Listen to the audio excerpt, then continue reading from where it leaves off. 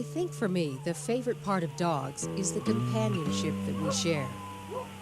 And I think that may be true for most mushers. Mushers tend to be loners, and for the most part, that camaraderie that we have with our dogs tends to sometimes take the place of being with people. And that, to me, is the most important thing.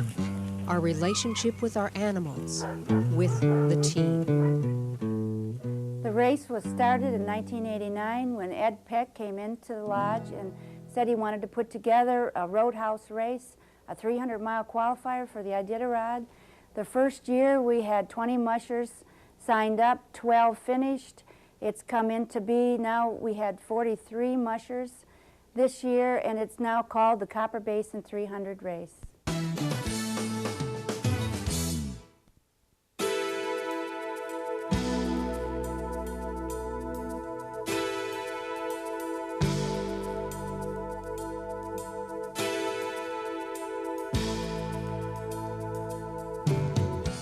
Spectators that can catch most of it right from the highway. It doesn't get any better than this. We had 20 below zero with sustained winds to 25 miles per hour. We had gusts to 50 and the estimated wind chill was 70 degrees below zero. The trail was in excellent shape. The trail breakers did one hell of a good job.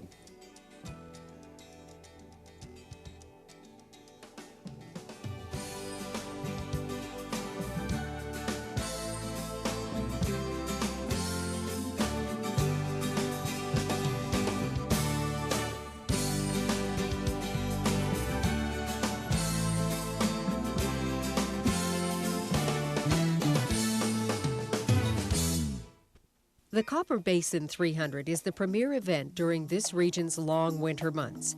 It has the reputation of being tough and attracting the world's finest mushers. This year is no different. The field is full of champions from nearly every dog sled race ever run and includes 2 Yukon Quest champions and 4 Iditarod champions. Names like Rick Swenson, Susan Butcher, Martin Boozer, John Schandelmeyer, Rick Mackey, Vern Halter, Tim Osmar, and the list goes on. But one name is noticeably absent this year.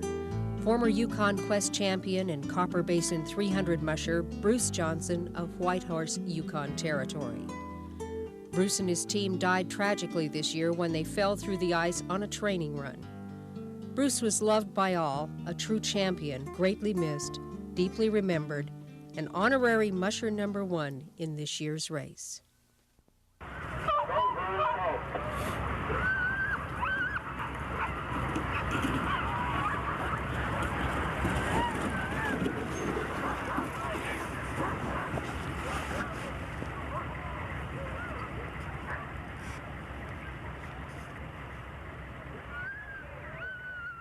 May your sled runners glide smoothly and your trail be straight. To the family and friends of Bruce Johnson, our deepest sympathy. Saturday morning, January 8th, at the Chestachina Training Post, starting place of this year's race.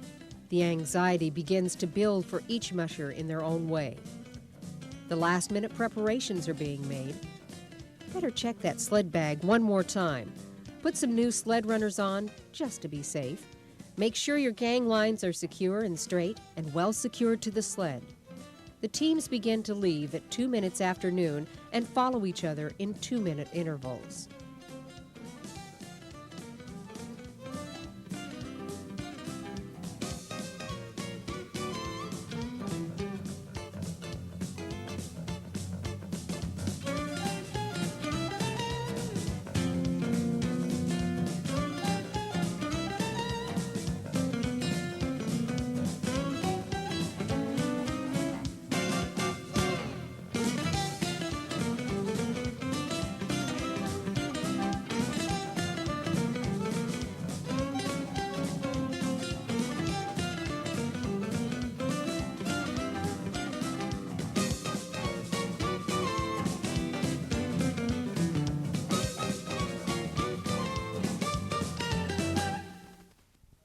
Two teams have set out to test their skills against this rugged trail. Leaving the Chestachina trading post, the race heads out of civilization for the first 71 miles. Following the Chestachina River, the trail heads into the Alaska Range and finally reaches the Summit Lake checkpoint. Summit Lake Lodge, which has always served as the checkpoint, burned down earlier this year, so Water's Edge Bed and Breakfast was chosen as this year's checkpoint. Leaving Summit Lake, the mushers make the 30-mile dash for Myers Lake Roadhouse and the mass restart Sunday at noon. A $500 prize awaits the first musher into this checkpoint. The trail heads down the Gulkana River 50 miles to the Sourdough Lodge site, where hot water will be awaiting the mushers and their dogs.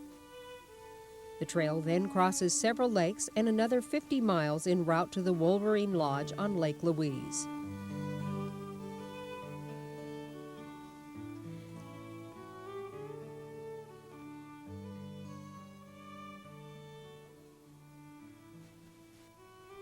From Wolverine, the race heads cross-country for 28 miles to Tulsana Lake Lodge.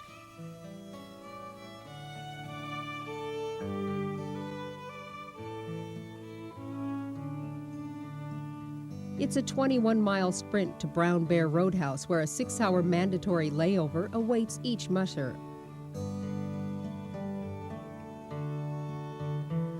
After the layover, the race heads through Glen Allen, following the Glen Highway 23 miles to the historic Gakona Roadhouse.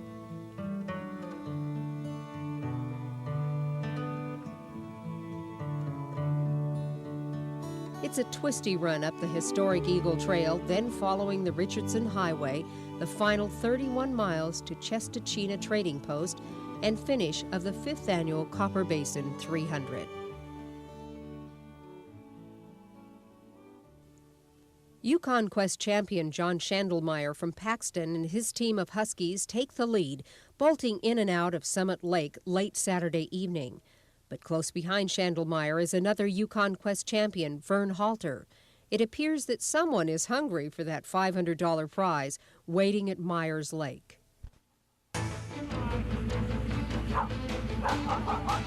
And someone was hungry. Rick Wilson of Copper Center arrived into Myers Lake at 1:42 early Sunday morning, completing the 30-mile run from Summit Lake in just over 3 hours.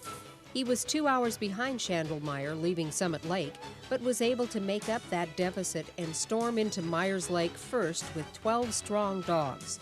The rest of the teams continued to pile into Myers Lake all night and into the morning, each resting until the restart at noon. But it was Wilson that owned the race for now. Later that morning, we talked to the man from Copper Center. The smile on his face told the story of a strong team and an extra $500 in his pocket. How did it feel coming in first last night? Pretty tiring. Pretty tiring? You gonna set a record this year? No. We're gonna change the plan from this point and let the racers race. We're gonna try and recover a little bit of that energy we spent yesterday by just running and resting. All right. We're not going to be too concerned about how far we go. We're going to just worry about keeping our tempo up and keeping our rest right for this next 100 miles. Well, best of luck. Thank you. See you down the trail. Yes, sir. I hope to be down the trail. Most mushers will try to arrive at Myers Lake as early as possible so their dogs can get a long rest before the restart at noon. 5-time Iditarod champion Rick Swenson and David Melney of Dundee, Scotland, had another reason to get there early. They had an appointment with the vet.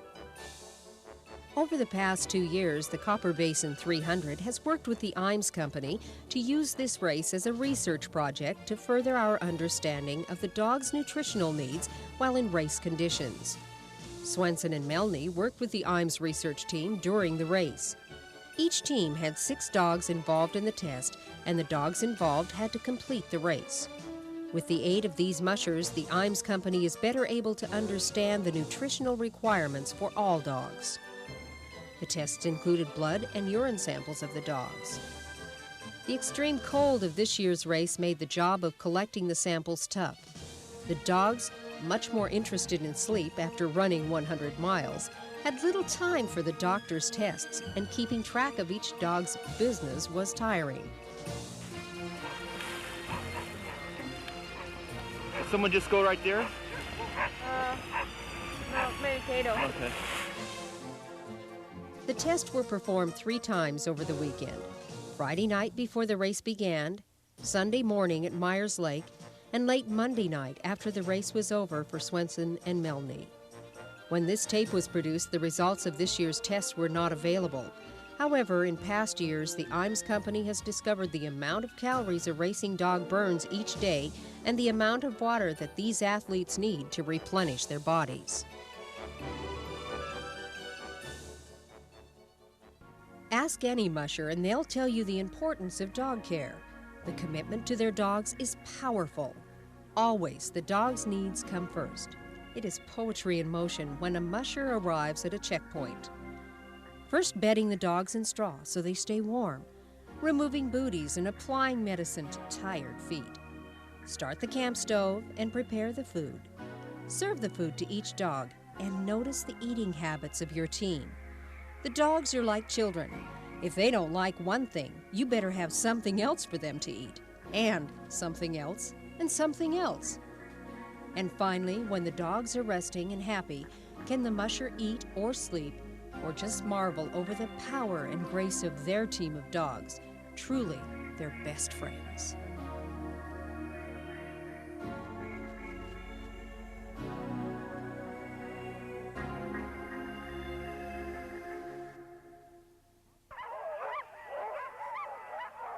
After a long rest, these best friends are ready to resume the race. The mushers prepare their sled bag as the clock approaches noon. The checkpoint looks like a Boy Scout camping trip with mushers and dogs spread out across Myers Lake. Their big diesel dog trucks idle in the background. Up here, you don't turn your truck off unless you plan on staying for a while, like spring. It's noon. The flag drops and the flare is fired. The teams take off down the trail. Using the Gulkana River as a highway, the mushers disappear until Sourdough Checkpoint, some 50 miles down the trail. This is where the race begins. Myers Lake Roadhouse, 100 miles down, 200 to go. For all mushers, their race time starts at noon. Some will choose to leave then, others will wait.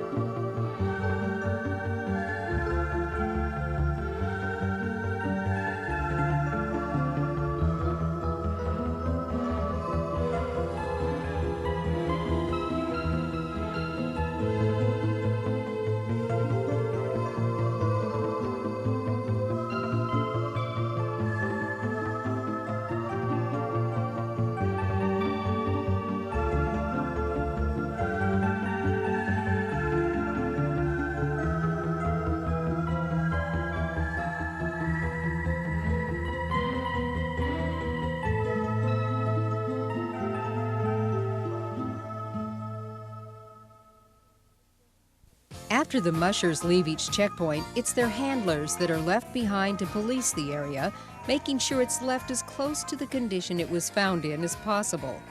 It's a thankless job, but part of the daily life for the dog handlers, most of whom work for the privilege of being with these special dogs.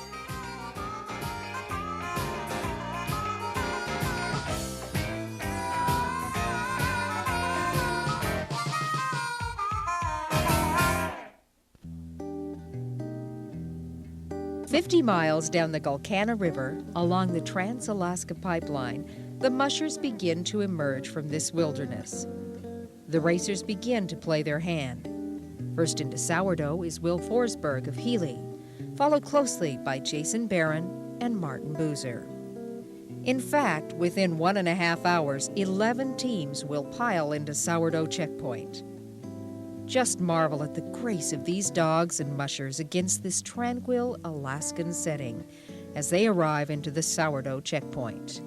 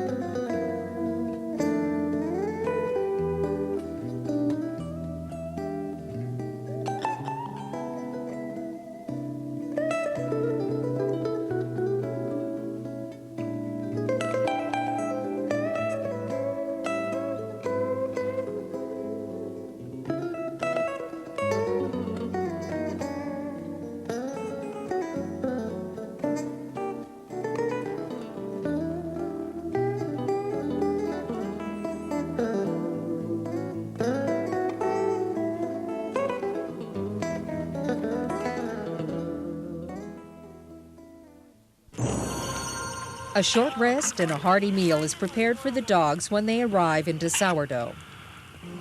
And a time for spectators to mingle with the superstars of this sport. How you doing, John? How much so? Pretty good. It warmed up. Kind of nice. Getting tired of that 30 below. It's back to work. The trail waits for no one. And the only way to lead this race is to be bold enough to grab it. The night closes in. It's 50 cold miles to Wolverine Lodge, the next checkpoint in this Copper Basin 300.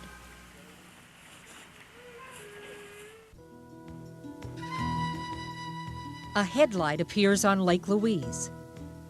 The checkers are ready to welcome the incoming musher. Will Forsberg left Sourdough Lodge 1.5 hours ahead of his competition. But was he able to hold the lead? Everyone is anxiously awaiting the identity of this musher. Number 30? Number 30, yeah. Will Forsberg. Dig in here. Oh, dig in here. Good bag. And it is Will Forsberg of Healy, Alaska. His team of 11 strong dogs brought him into Wolverine Lodge with no sign of the competition behind him. The dogs, still fresh after that 50-mile sprint from Sourdough, look as if they could just keep on pulling him to victory. And the onlookers only echoed that feeling. Good-looking team, huh? Incredible. With any luck at all, the winning Quest team. Watch out, everybody. The leader's in town, and his name is Will Forsberg. As Will takes care of his dogs, there is still no sign of the competition. With each passing minute, the size of his lead becomes more and more of a surprise. Why was no one else coming in? There's still 100 miles to travel in this year's race, but with the absence of other teams and the strength of Will Forsberg's dogs, it appears to be a race for second, not first. How was the trail over? Huh?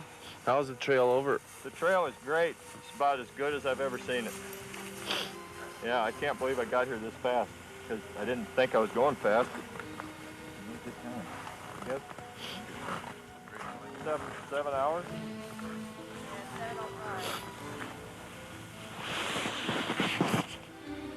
Yeah, I had a nice bowl of chili there at Crosswind Lake. People have a big light there. The dogs, of course, thought it was a checkpoint. They pick up and go charging up to people's front yard.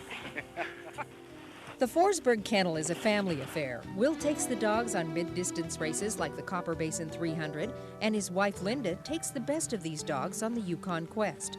However, such dedication and love is not unusual in Alaska, where men are men, women are women, and the dogs make the rules. Time continues to pass, 1.5 hours to be exact.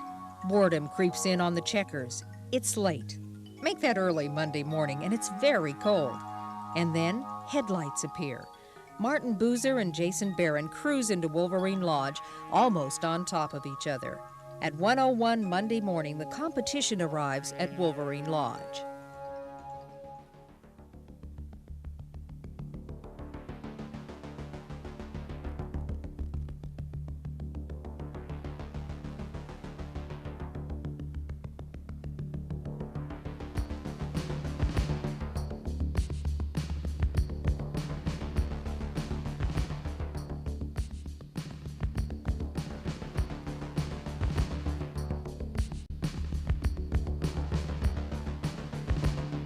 By 2:30 that morning, 13 teams pile into Wolverine. All of these mushers decide that this is a good place to rest. No one is making a move now, deciding to wait until Brown Bear. But will that be too late? 2:54 a.m., Will prepares to leave. After a 2.5-hour rest, he's ready to lead the race again. Can you hold your lead? Boy, I don't know. A lot of good teams right behind me. It'll be tough, I think. Have you heard how the trail is out? No, not really. I imagine it's pretty good, though, like the rest of it's been. This is the Quest team. All right. Well, they're doing great so far. Yeah. We'll see in a minute how great they're doing. He is surprised to be here, in the lead, with no real threat to his position. Is no one else interested in winning this race? Is his team that superior? Or is the competition just playing with him, setting him up for the big fall? These are the head games the mushers play. Often their worst enemy is themselves. It is a sport of little rest, and the lack of sleep often wears much heavier on the mind than on the body. But leave those thoughts behind you now, Will. Get back on the trail, back to where you are comfortable, back into the lead.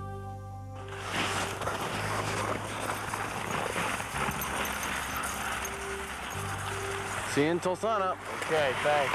Good luck. The extreme cold not only affects the dogs and mushers, but also the cars that transport people to each checkpoint. 47 degrees below zero, and the camera crew's car won't start at Wolverine. And by the time they get it going and arrive at Tulsana Lake Lodge, well, see for yourself. What time do they expect them into Brown Bear? Oh, probably right around 8:30. Okay, right about now, huh? Yeah, they should be hitting there. 8 teams were able to beat our camera crew into and out of Tulsana Lake Lodge. Now the crew was in a race of its own to beat the mushers coming into Brown Bear Roadhouse. The camera crew wins the race, beating all the mushers into Brown Bear Roadhouse, and joins the nervous handlers waiting for their mushers to glide into this checkpoint. Was Forsberg able to hold on to his lead? KCAM, the Glen Allen radio station, was predicting the leader to arrive half an hour ago, but there were no teams in sight. A musher rounds the corner. The bib says 30. Will Forsberg arrives into Brown Bear at 9:27 a.m.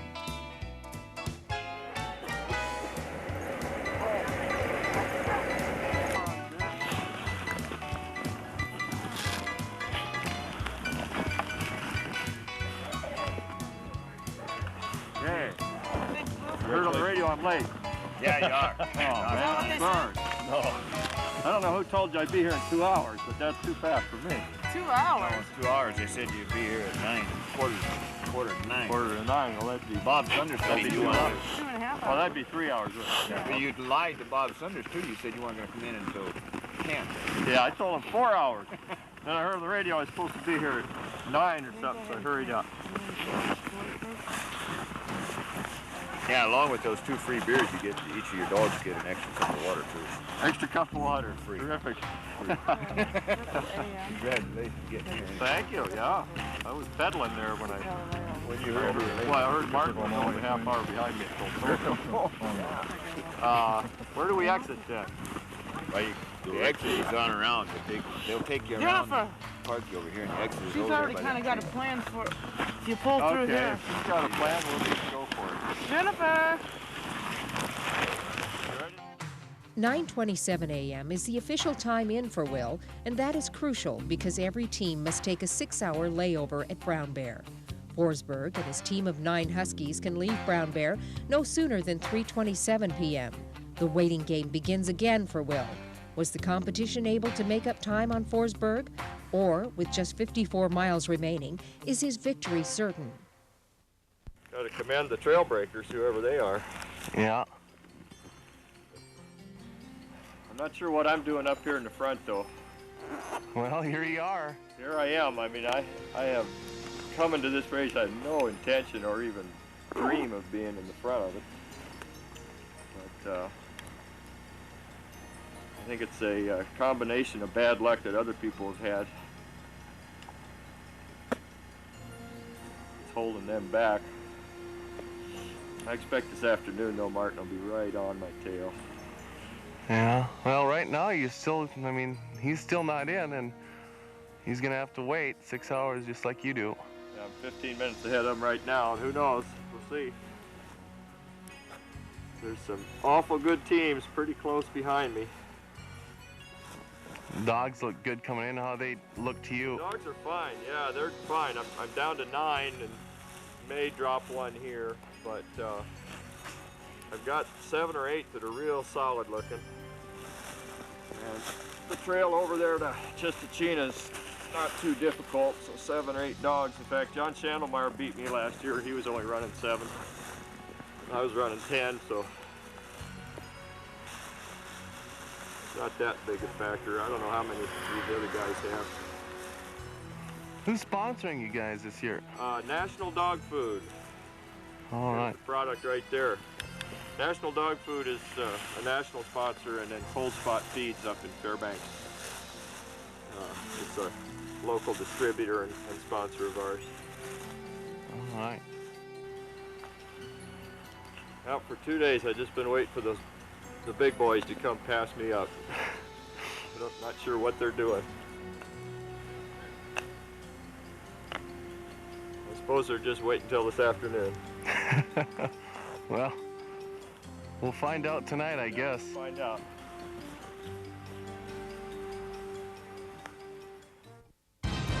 The wait this time isn't long. 9:50 a.m., Martin Boozer glides into Brown Bear. At Wolverine Lodge, Will's lead was 1.5 hours. This morning, it's just 22 minutes. Although Jason Barron and John Schandelmeyer arrive within 4 minutes of Martin, it is Boozer that is considered the real threat to Will Forsberg. How many of them you got? 9. No, I mean at home. Oh, 26 is all we got. All black? Yeah. I guess we got a couple white ones. I saw you had the white one a couple years ago, huh? Yeah, he's half related. He's half white, half black. Now, did you make that a priority, or? Well, you know, he was the leader in this team for a while, but all the black guys tried to kill him. No, I mean, did you breed for color? No. It just worked out that way.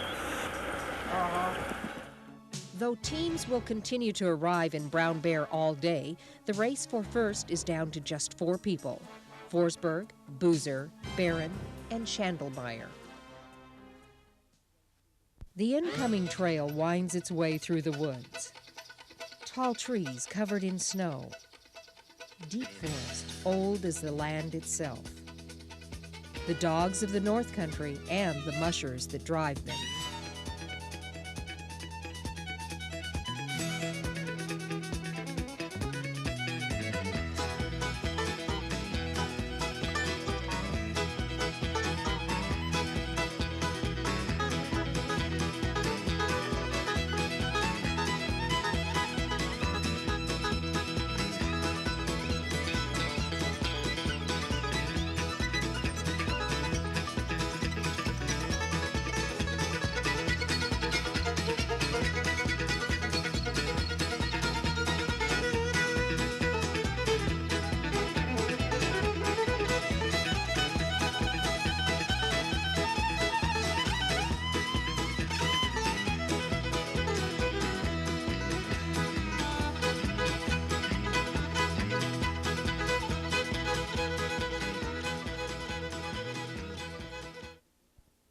Ah, the land of the midnight sun.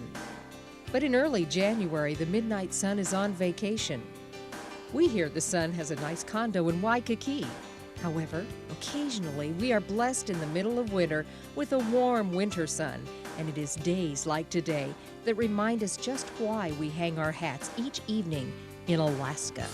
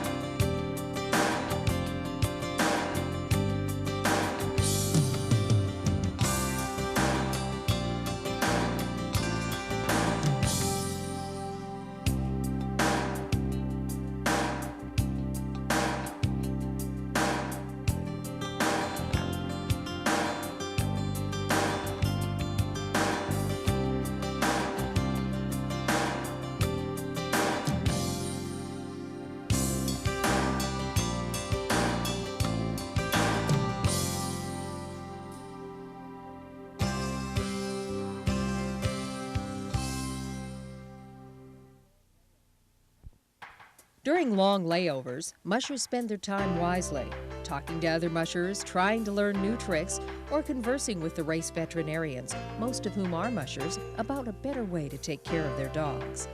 It is part of the vet's job to not only tend to the sick animals, but to help mushers keep the rest of their team healthy and strong.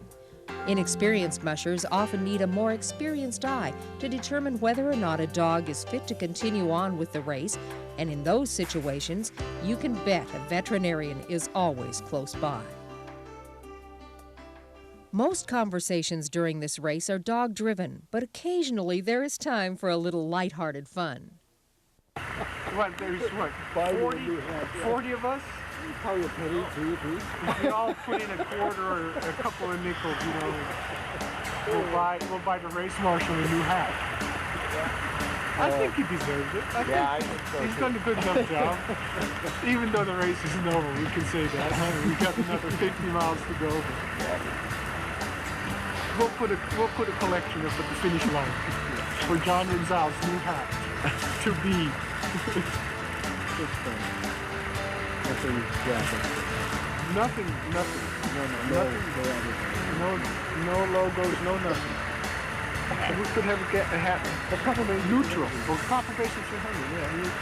Put my word in, put my request in now. We'll see what we're going to size 7 1/4. 7 1/4, non-adjustable.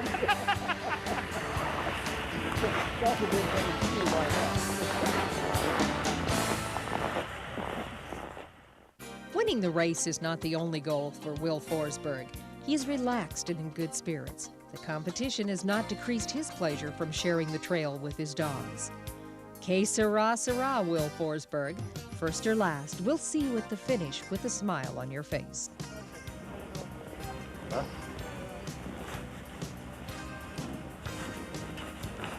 How do I look?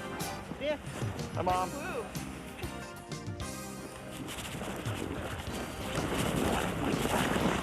Watch it, season. They will. First team in, buys beer for the next 40. I'll do that if I'm first. Come on, guys. Line up. Tighten up. Come on, boys. That's good. Hey, have a good run. Yeah, you too, Jason. I expect I'll see you here pretty quick. Well, we'll see you at 15.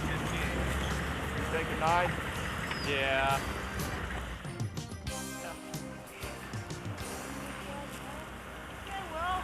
Set.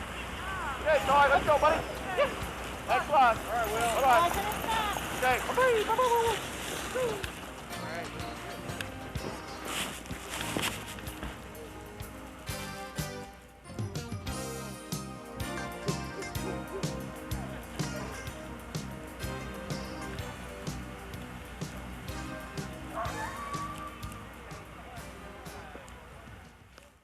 For Martin Boozer, 22 minutes can seem like an eternity. For the past 4 years, Martin has placed second in the Copper Basin 300.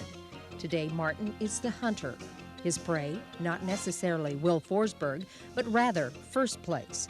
In the last 49 miles, he has made up an hour and 10 minutes. Now, with 54 miles remaining, 22 minutes should be an easy mark.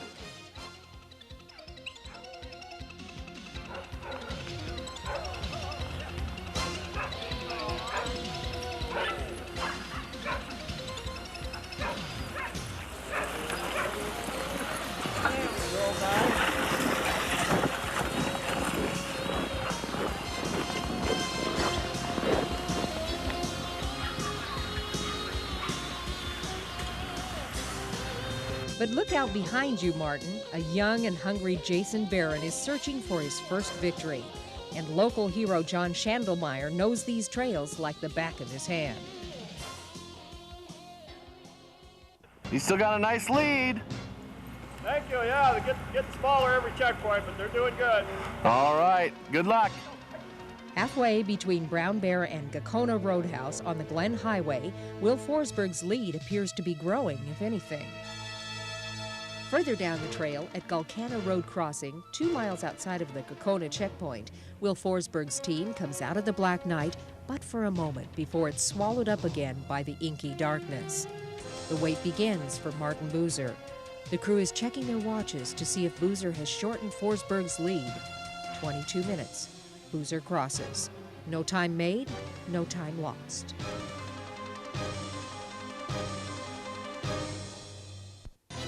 In the time we waited for Martin to catch up, Forsberg bolted in and out of Gakona checkpoint. 21 minutes later, Boozer arrives. Having made up a full minute, he stops just long enough to give his dogs a high-protein snack. As Boozer pulls out, Barron pulls in, making Martin aware that the race for first is not the only race being run.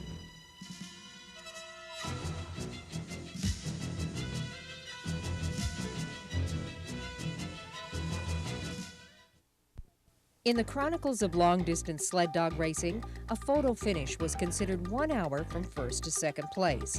The 1978 Iditarod changed history when Dick Mackey beat defending champion Rick Swenson by 1 second. Would the 1994 Copper Basin 300 rewrite history once again? At the Chestachina Trading Post, finish of this year's race, the rumors were flying. Forsberg, Boozer, Barron. Everyone in the crowd had their own opinion, some adding the name of Schandelmeyer to the equation. 10:50 p.m. Monday night.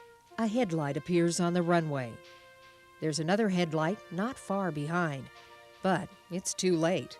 Will Forsberg of Healy, Alaska comes in first, ahead of Martin Boozer by 30 seconds.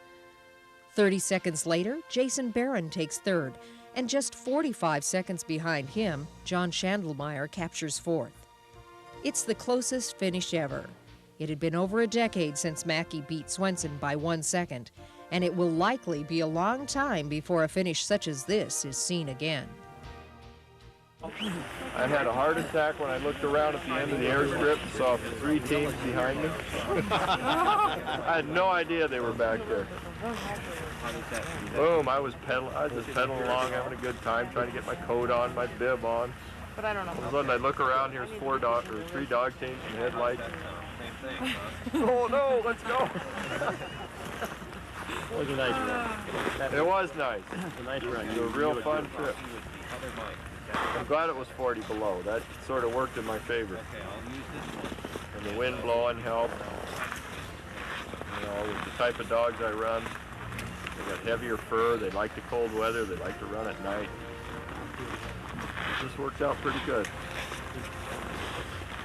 And the food I fed, boy, they ate it up, that national dog food.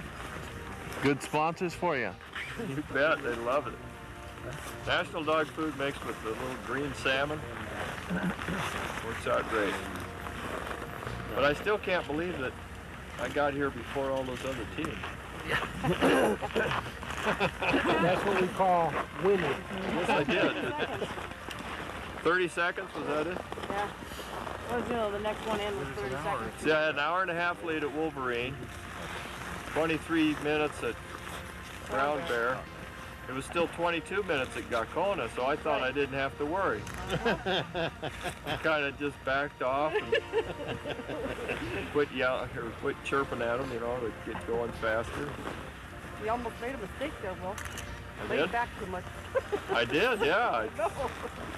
Hey, Will, when I come up the road, I seen the campfire now. You knew you shouldn't stop and get that. No, I did just Yeah, I stopped, had a nice campfire. I'm not kidding, I about had a heart attack when I looked around and saw those dog legs behind me. At first, yeah. Okay, thank you very much. And then I heard somebody whistling. I figured that had to be Martin. That little high birdie thing. He said he wasn't trying to catch me. He was just trying to stay ahead of Jason.